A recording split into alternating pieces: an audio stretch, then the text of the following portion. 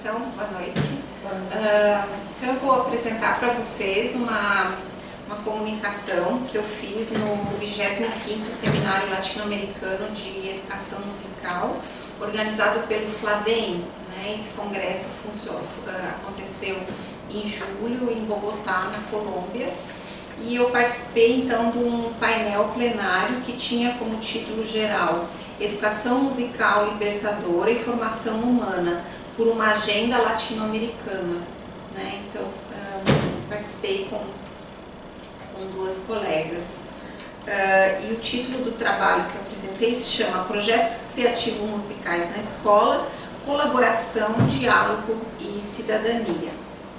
Então, esse trabalho ele reflete sobre dimensões sociais e políticas implicadas nos processos de ensino e aprendizagem, pensando a potência da educação musical enquanto possibilidade de práticas democráticas, de cidadania e de mudança social.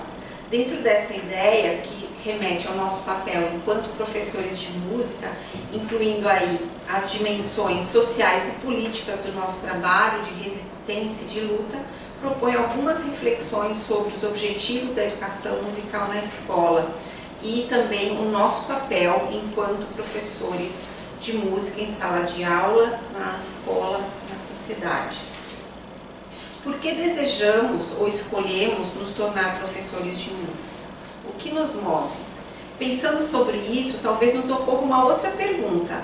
Quais são os sentidos da música para nós, nas nossas vidas? E de modo mais amplo, quais são os valores e os significados que atribuímos às práticas musicais à nossa volta? Como vemos os papéis da música e da arte como um todo na sociedade? O que move homens e mulheres a fazerem, praticarem e viverem música? Podemos pensar no ensino de música girando em torno da execução de ritmos brasileiros, jogos ou brinquedos cantados, ou na apreciação da chamada música de concerto, Bach, Vivaldi, Stravinsky, ou no estudo da história da música brasileira. E essas são práticas e conhecimentos válidos e importantes. Entretanto, como questiona De Lorenzo, atividades desse tipo não chegam a fomentar a democracia em direção à mudança social, da maneira como a música pode promover. Colocamos então o foco na educação musical, que diferentemente de pensar o ensino de música, é fundamentada na prática democrática. Aí pensamos que a democracia e a educação musical, elas são inseparáveis, e nos perguntamos como nossas práticas em sala de aula podem perseguir essa ideia. Esse trabalho, então, ele se fundamenta no princípio de que uma sala de aula democrática é um microcosmo da sociedade, de uma sociedade democrática que tem dimensões políticas, sociais e morais. Outro princípio da democracia é que ela implica na configuração de uma comunidade na qual cidadãos se engajam em ações responsáveis que visam a melhoria da sociedade como um todo. Palavras-chave que caracterizam essa comunidade democrática incluem o estabelecimento de metas comuns, a representatividade de diversos pontos de vista e um senso de coletividade. Isso quer dizer que, por ser contextual, os princípios da democracia em um ambiente educacional devem estar estreitamente ligados à escola, à comunidade escolar como um todo, incluindo familiares, professores, estudantes ou administradores escolares, assim como também a sala de aula. Se olharmos para as práticas musicais no contexto escolar, veremos que muitas delas são coletivas. Entretanto, nem todas as práticas coletivas incluem os princípios que constituem a essência de uma comunidade, porque precisamos pensar quem é que toma as decisões no decorrer do processo. Se os objetivos giram exclusivamente na aquisição de habilidades musicais, ou se a música é apresentada e compreendida dentro de um contexto cultural que humaniza o processo de fazer música. Por exemplo, os estudantes têm tempo para discutir a música enquanto parte da cultura? O programa executado abre espaço para crianças e jovens com diferentes níveis de habilidade, acomoda aqueles com necessidades especiais, representa a diversidade étnico-racial da comunidade escolar? Os estudantes estão engajados em questionamentos e práticas que favoreçam o pensamento crítico sobre a expressividade da interpretação, ou que dê oportunidades para que eles respondam inteligente e reflexivamente sobre os resultados musicais? As práticas musicais refletem um olhar empático entre seus participantes, visando tanto a aprendizagem musical de todos e todas, como o desenvolvimento de uma consciência em defesa do papel das artes como parte essencial da sociedade? Outro princípio importante é o de que a democracia ela é fundada no tempo e no espaço. Isso implica reconhecer que o contexto desempenha um papel poderoso na construção do significado musical. Por isso, temos um importante papel como professores em ajudar nossas alunas e alunos a se verem enquanto parte de uma comunidade e suas práticas musicais como algo que se conecta com algo mais amplo que os muros da escola, a vida. Em uma democracia, as pessoas não são engrenagens de uma roda. As decisões que tomamos têm um impacto em outras pessoas e eventos. A democracia não é algo que resulta em um produto, mas sempre em processos que avançam e retrocedem. A democracia, em todos os níveis, também depende de estarmos em condições de exercer nossa cidadania com liberdade e reflexividade. Enquanto educadores, isso implica no nosso compromisso de pensar com nossas alunas e alunos sobre o papel e as funções da música nos mais diversos contextos. Como argumenta De Lorenzo, as habilidades musicais em uma sala de aula democrática são relevantes quando ajudam os estudantes a pensar criticamente sobre música, enfatizando a solução de problemas musicais e o diálogo em torno disso. Desse modo, visamos transformar os estudantes para que eles façam questionamentos significativos e se engajem crítica e reflexivamente no fazer musical. Isso já passou, né? Acho que eu pulei. Me perdi aqui.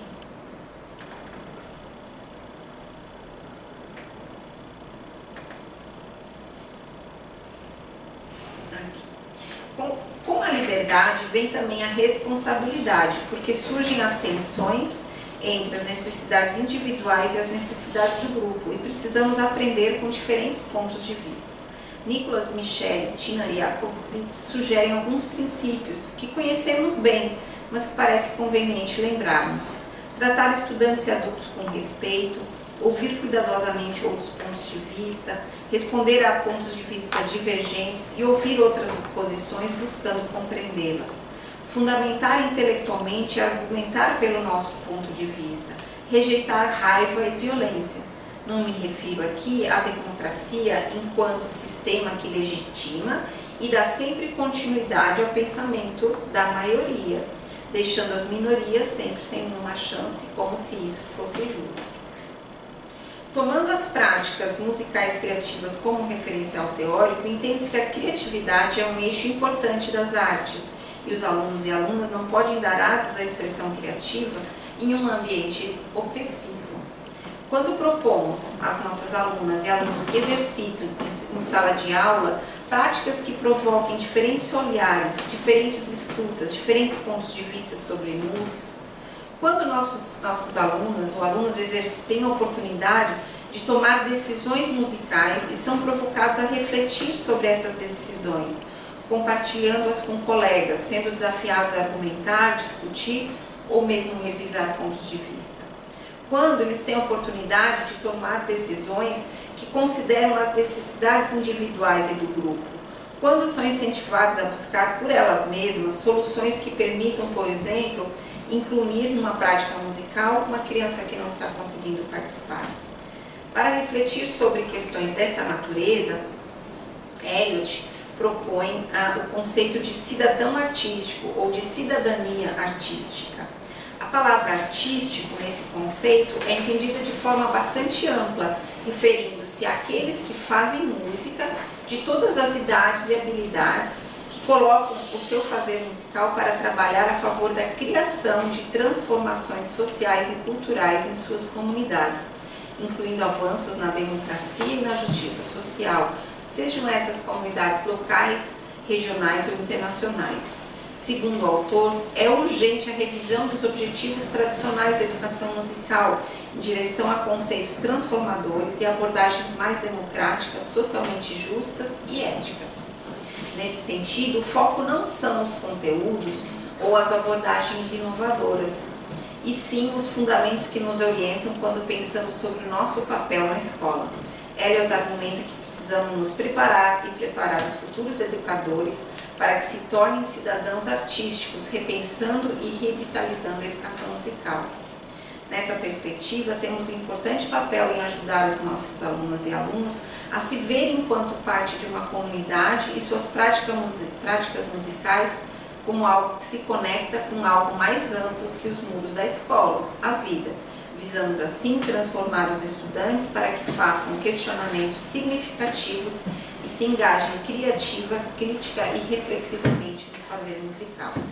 Segundo Eliot, isso inclui desenvolver novos conhecimentos, e criar novos conhecimentos implica também em criar por música. E essa criação pode estar voltada à composição musical em práticas colaborativas que impliquem na escuta do outro em relações nas quais a aprendizagem musical está comprometida com valores mais amplos. Com base nesses referenciais, essa comunicação reflete sobre o encontro de um grupo de estudantes do curso de mestrado em música da UDESC, do PPG MUS, com uma turma de 35 crianças do ensino fundamental, de uma rede pública do município de Florianópolis. Nesse encontro, as crianças vieram ao UDESC para uma atividade de 1h30 com um grupo de mestrandas, que elaboraram um planejamento que tinha como base a temática indígena. Esse planejamento foi desenvolvido pelas mestrandas Ana Carolina Manhães Cavalcante, Claudinéia Crescêncio Pacheco, Elisiane Perla Ferreira e Tereza Cristina Benevenuti Lautério. Essa turma ela foi convidada, pertencia ao terceiro ano do ensino fundamental da Escola Básica Municipal Virgílio dos Reis Várzea, de Florianópolis, sendo Cláudia Roberta e Uni Cristão a professora de música. A quem eu agradeço a participação. Mais especificamente, então, o grupo planejou e desenvolveu uma aula, tendo como tema um mito de criação do mundo do povo Paiter Surui, de Rondônia, norte do Brasil. Conhecemos um pouco sobre esse povo pelos livros das educadoras Magda Pucci e Berenice Almeida, A Floresta Canta, uma expedição sonora por terras indígenas do Brasil, e Cantos da Floresta, Iniciação ao Universo Musical Indígena. As autoras nos contam que os Paiter Surui Então, as autoras nos contam que os Paiter Surui são conhecidos como um povo cantor e contador de histórias e que gostam de inventar músicas para as mais diversas situações, construindo suas casas, pescando em rituais ou procurando pouquinhos na mata. A história Bichos de Palop é uma narrativa baseada na versão de Betty Mutlin. Nos conta como surgiram a terra e os primeiros seres, as montanhas, as cachoeiras e as matas, como também os animais. Nessa história, Palop, um ser com poderes especiais, criou os animais e a humanidade, e também o seu irmão, Palop Leregu. E foi Palop que criou os homens e os animais de caça. Alguns animais têm a missão de descer a floresta para proteger ou para importunar os Paiter Surui, porque Palop gosta de pregar peças e fazer muita confusão. Palop pede aos animais que cantem as suas melodias para receber aprovação para descer à terra. Cada animal cantava sua canção e era alertado pelo pajé sobre o perigo que representavam os homens. O Mutum canta sua canção, depois a Cutia, depois a Anta e assim por diante. A gente vai ouvir a canção da Cutia. Toro Yamaate, Tatia Kanya.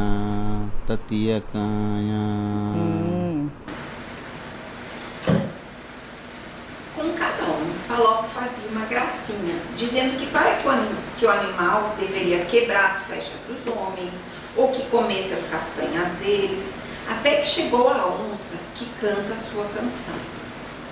Enga bapa muyale wakale mabikule ya ungacha. Enga bapa muyale wakale mabikule ya ungacha. Awa bekacer ungacha. Mabishali. A onça diz: cuidado comigo, eu vou comer todo mundo. E pergunta se o canto estava bonito, se ela pode descer a terra. Palope responde que sim, e que ela pode comer todos os homens que encontrar na mata. O seu irmão, Palope Leregu, se assusta. E agora? A comunidade vai acabar? A terra vai ficar vazia? E Palope concorda que precisa encontrar uma solução para essa história. Alguém tinha que pegar todos os ossos dos homens que a onça tinha matado para que a humanidade pudesse ser criada de novo. No mito dos Paitersuru, Palope atribui essa missão ao veado, que pega os ossos da onça para que Palope possa recriar a humanidade. No encontro com as crianças, elas ouviram a história e as canções e no final tinham que pensar qual animal seria capaz de salvar a humanidade. E para descer à terra, esse animal tinha que cantar a sua canção para então pegar os ossos da casa da onça. Essa foi a proposta deste pequeno projeto criativo musical com as crianças, compor em grupos de 5 a 7 crianças as músicas dos animais que iriam descer à terra para tentar pegar de volta os ossos dos homens, para que Palope pudesse salvar a humanidade. Foram mostradas às crianças imagens de vários animais para que elas pensassem qual poderia nos salvar.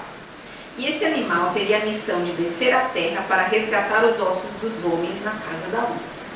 A jiboia foi logo a mais cotada para a missão, mas as crianças foram divididas em pequenos grupos e cada grupo recebeu um animal aleatoriamente.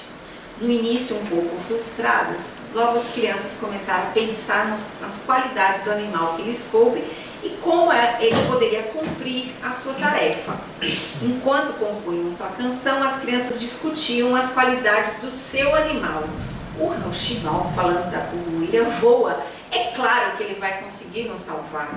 A astúcia do macaco prego também foi debatida. O macaco prego é muito mais inteligente que uma cobra. E a gente vai ver um pouquinho da música do macaco prego. 1, 2, 3.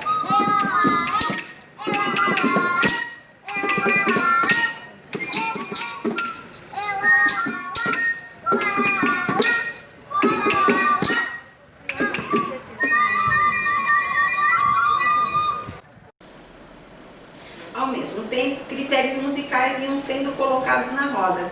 Quais instrumentos combinam ou não? Como fazer os sons da floresta?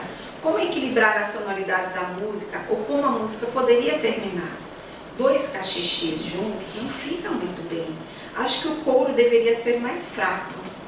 O som é como se o passarinho estivesse chegando na floresta. Como vamos terminar? E um grupo pegou o bicho preguiça. Como que a preguiça ia salvar o mundo? Isso não foi um problema para o grupo que cantou. Preguiça, preguiça, preguiçosa, vai ter que ser muito corajosa para salvar a humanidade da onça maldosa, algo assim. Todos os grupos compuseram e apresentaram sua canção, cantando e tocando instrumentos. Quando estavam compondo, as crianças também já foram decidindo o que cada um poderia fazer. Quem cantaria, quem iria tocar o quê, e o fizeram de modo a permitir que todos os integrantes do grupo participassem. Olha o que eu fiz, o que tu podes fazer, como a gente faz, quem vai tocar, será que combina?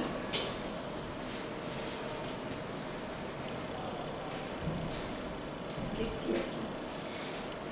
Então elas vão explicar um pouco sobre a cantiga do passarinho. Só quando o Bruno tocou a flauta significa que o passarinho parou na árvore e deu vontade de cantar, assim. Aí por isso que acabou com as coisas. Foi acabando. Só ficava. Só ele ficava cantando. Era isso que eu queria entender. Por que no final ficava só ele? Era só ele, eu Aham. porque a gente fazia, mesmo assim, as folhas voando. E a gente cantando. As folhas estavam voando e aí a gente começou a parar. Aí só ele cantou, aí ele... Até imaginei aí, agora. Aí todo mundo... No final, elas pensaram que eu tinha que fazer um som muito alto e depois abaixar, mas a gente pensou muito... Não deu tempo para elaborar, é isso? Foi muito rápido. Vocês acharam que vocês tiveram pouco tempo? Sim. Ah, Não. Vocês gostariam de mais tempo? Sim. Não. Sim. Os grupos realizaram sua composição em vários espaços da universidade, no auditório, em uma sala de aula e no espaço externo, acompanhadas das mestrandas que tinham planejado a atividade e apenas observavam. Cada grupo trabalhou com autonomia, sendo possível perceber que as crianças já tinham experiência em compor em grupos na escola. Elas haviam compreendido sua tarefa e se dedicaram à composição de forma bastante engajada. Conversando, dando ideias, aproveitando algumas e rejeitando outras, as crianças foram tomando decisões de diferentes ordens, musicais e sociais, considerando as habilidades, disposições e preferências de cada criança. Aos adultos cabia observar e, ao final, perguntar às crianças como elas tinham pensado a sua música, explicando um pouco sobre o processo. Em mais ou menos 30 minutos, todos os grupos tinham concluído a tarefa e todos se encontraram no auditório do Departamento de Música para apresentar suas composições para os colegas e refletir sobre o conjunto de músicas elaboradas pela turma. Nesse breve encontro que tivemos com as crianças, podemos perceber como elas estiveram envolvidas, engajadas e comprometidas nessa meta em comum, que não era pouca coisa, era salvar a humanidade. Observamos como vários pontos de vista eram colocados na roda e também um senso de coletividade. Numa pequena dimensão, observamos aí algumas ações que caracterizam uma comunidade de prática musical que negocia ideias, colabora, imagina e inventa.